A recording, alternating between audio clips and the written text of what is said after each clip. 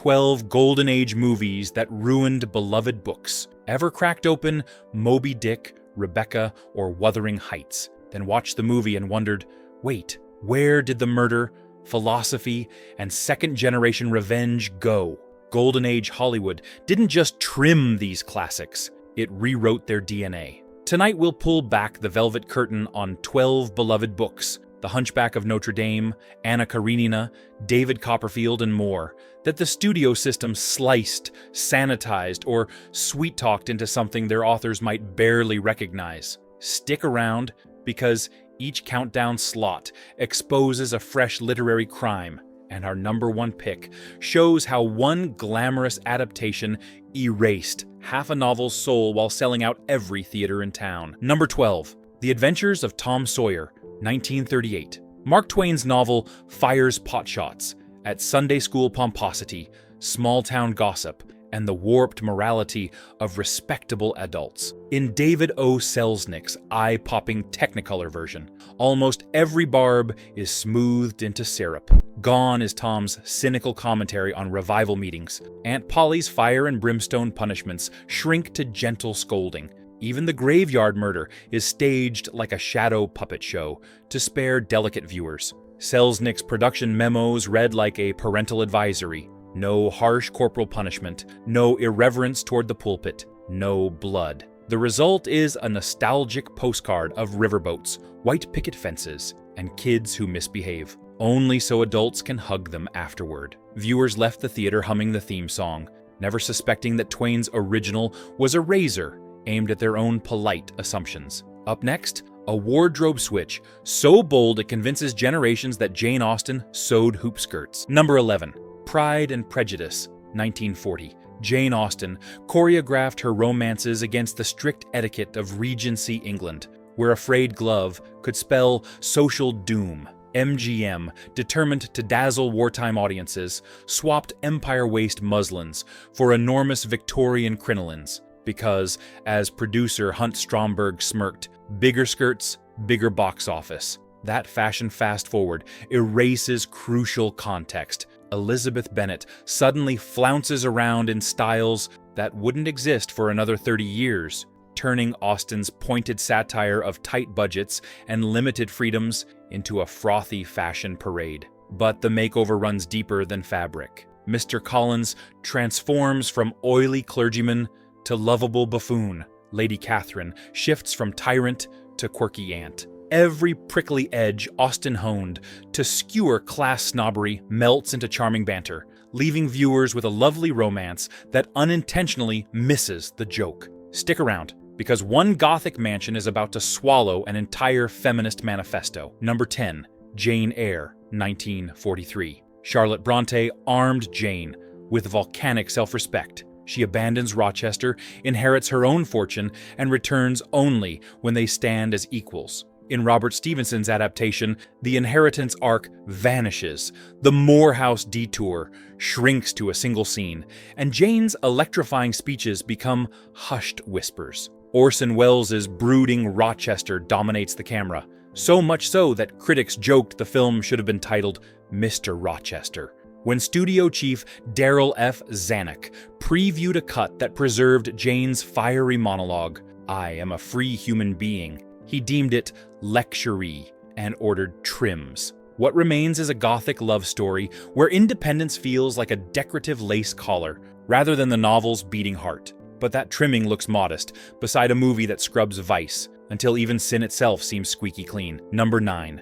The Picture of Dorian Gray, 1945. Oscar Wilde's decadent masterpiece drips with opium smoke, illicit liaisons, and whispered scandals. Topics the Hays Code stamped restricted. Director Albert Lewin fought for subtlety, expressionistic shadows, a single lurid Technicolor shot of the portrait, and carefully coded glances between Dorian and Lord Henry. Studio censors still flagged 26 moments. Everything from the phrase "yellow book" to a lingering hand on the shoulder. In response, Lewin replaced orgies with vague nightlife, swapped drug dens for a smoky jazz club, and let a poisoning scene occur just off camera. Viewers learned vanity kills, but they never glimpse the hedonistic whirlwind that makes Wilde's moral hit home. It's like reading a censored diary. All the dates, none of the details. Next, an empire-level epic shrinks until its philosophy can fit between two kiss close-ups. Number 8. War and Peace, 1956. Leo Tolstoy spent 7 years weaving treatises on free will, military strategy, and the randomness of history. King Vidor's film, produced by Dino De Laurentiis, spent 7 months trimming those digressions to make room for battlefield panoramas and Audrey Hepburn's luminous close-ups. Out went Pierre's drunken duel, Natasha's adolescent awkwardness, and almost every paragraph of Tolstoy's essayistic epilogue. In came helicopter shots of cavalry charges and a ballroom sequence reshot until every extra skirt twirled in perfect unison. Critics praised the spectacle, war in cinemascope, but scholars lamented that Tolstoy's philosophical engine had been replaced by a squeaky romance gearbox. Many first-time readers, lured by the film, were stunned to discover the novel devotes entire chapters to Napoleon's supply lines. Now watch as Hollywood slashes an entire family tree, then pastes on a ghostly kiss for good measure. Number 7. Wuthering Heights, 1939. Emily Bronte's only novel unspools like an emotional cyclone. 2 generations locked in a brutal dance of love, revenge, and inherited trauma. Producer Samuel Goldwyn decided American moviegoers would never sit through that much bleakness while buttering popcorn, so he hired screenwriters Ben Hecht and Charles MacArthur to slice the 400-page saga literally in half. Every scene after Catherine's death, where young Kathy slowly tames a snarling Hareton, hit the cutting room floor. Goldwyn's memo put it bluntly: audiences want to cry, then sigh, not suffer. Director William Wyler fought back, arguing the second generation was Bronte's whole point, proof that love can sprout in scorched soil. Goldwyn's reply became legend. "Bill, give me a kiss in the snow and call it a day." Wyler finally shot that chilly ghost walk ending purely to meet his producer's mandate. Kathy and Heathcliff gliding hand in hand across the moor, while the narrator intones, "They're together now." Test audiences gasped, scholars groaned, the fallout lingers. High school reading surveys from the 1950s show students calling Wuthering Heights a doomed romance about 2 lovers who reunite in death, not a generational morality tale. Bronte's biting questions about class, cruelty, and cyclical abuse vanished like footprints in drifting snow. Gliding forward, we shift from windswept Yorkshire to a Cornish mansion where murder is politely rebranded as a misunderstanding. Number 6. Rebecca, 1940. Daphne du Maurier's 1938 bestseller shocks readers when brooding Maxime de Winter calmly admits to killing Rebecca, his dazzling first wife. Under the iron fist of the Hays Code, that confession was cinematic poison. Sympathetic murderers were verboten.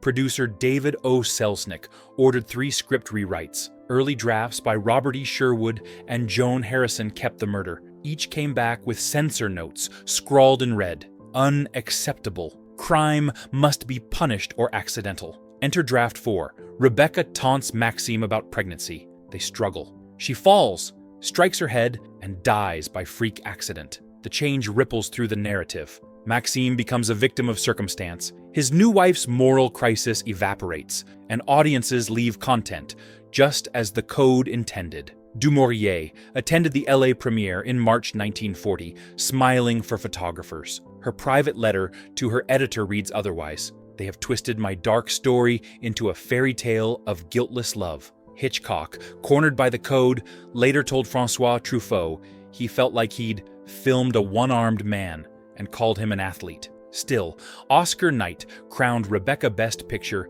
and Best Cinematography, cementing the accidental death version as canon for millions. Decades later, students encountering the novel are stunned to learn Maxim is a cold-blooded killer after all. Shifting gears, we leave coastal intrigue and sail downstream to Dickens, where Hollywood swaps social outrage for sentimental sparkle. Number 5. Moby Dick, 1956. Herman Melville entwined biblical allegory, cetology lectures, and existential dread. John Huston wanted that too, until Warner Brothers intervened. Fearful of male-only monotony, the studio demanded a domestic prologue. Ahab bids tearful farewell to his wife, an invention never dreamt by Melville. Also missing is Fedallah, the eerie Parsi foreteller whose prophecies drive Ahab's doom. Without him, the voyage leans toward straightforward adventure, leaving viewers to see monomania light. Even Melville's encyclopedic whale chapters shrink to one voiceover montage. Visually stunning? Absolutely. Spiritually faithful? About as much as a souvenir snow globe of the Pequod. Speaking of souvenirs, Hollywood polished Dickens so brightly that entire classrooms mistook social critique for sentimental sparkle. Number 4. David Copperfield, 1935. Charles Dickens conceived Copperfield as both autobiography and exposé. The original 64-chapter serial attacked child labor, debtors' prisons, and the hypocrisy of genteel society. MGM's wunderkind producer, Irving Thalberg, haunted by Depression-era box office flops, set a ruthless mandate. 2 hours, no sermons. Director George Cukor assembled an all-star cast. W.C. Fields as Micawber, Lionel Barrymore as Dan Peggotty, Freddie Bartholomew as young David. But Cukor's first rough cut ran 160 minutes and leaned heavily on Dickens's social crusade. Thalberg trimmed 30 minutes overnight, axing the entire London factory sequence. Dickens's most autobiographical agony, plus dark prison scenes, with Mr. Murdstone. Even Steerforth's seduction of Little Emily, originally a stark warning about class exploitation, was softened to a broken engagement. In the finished film, Fields's comic timing steals the show, overshadowing Dickens's moral anger. The sanitization paid off. The movie became MGM's third highest earner of 1935, and educators embraced it as safe Dickens. By the 1960s, televised reruns had imprinted a cozy, feel-good vision of Copperfield so firmly that many students encountered the novel expecting sunshine and felt blindsided by its raw depiction of factory child abuse. Rolling onward, our swords flash next as we see how clean-cut swashbucklers carve Dumas' nuance into cartoon heroics. Number 3. The Three Musketeers, 1948. Alexandre Dumas reveled in contradiction. His musketeers duel innocence, gamble away rent, and court married women, all while shouting, "All for one." Director George Sidney and star Gene Kelly pitched MGM on a Technicolor adventure that would showcase Kelly's acrobatics. Studio head Louis B. Mayer approved, but only if our heroes look like choir boys with swords. Sidney's team removed Milady de Winter's backstory of prostitution and branded skin, trimmed Richelieu's political cunning to mustache-twirling menace, and rewrote Athos's shocking revelation that he once executed his wife. Kelly choreographed dazzling balustrade flips, yet script pages that questioned dueling honor or royal corruption disappeared. Even D'Artagnan's seduction of Constance is recast as innocent flirtation. Marketing hammered the simplified narrative, thrill to the boldest heroes on Earth. The movie grossed $8 million worldwide, out-earning every prior Musketeer film combined. But the price was nuance. Literary critics now point to a Musketeer effect. Generations raised on the 1948 movie believe Dumas wrote pure good guys versus bad guys adventure, muddying the novel's darker moral commentary. Panning eastward, cathedral bells toll as Hollywood lifts a tragic hunchback into unexpected sunlight. Number 2. The Hunchback of Notre Dame, 1939. Victor Hugo's 1831 novel closes in a charnel house. Esmeralda hanged, Quasimodo embracing her corpse, humanity indicted. RKO's first test screening of that faithful ending left audiences shell-shocked. Some allegedly exited in tears before credits rolled. Executive Pandro S. Berman convened an emergency meeting. In 39, people want hope, not despair. Director William Dieterle returned to the set for 3 weeks, swapping despair for heroic spectacle. Quasimodo swings on ropes to rescue Esmeralda, bells peal in triumph, and the villainous Frollo plummets to his death. Even Quasimodo's grotesque makeup saw softening. RKO publicity demanded heart-tugging stills of Charles Lawton, gazing sorrowfully at sunlight, cementing him as a misunderstood teddy bear, not the novel's embodiment of brutal marginalization. The changes proved profitable.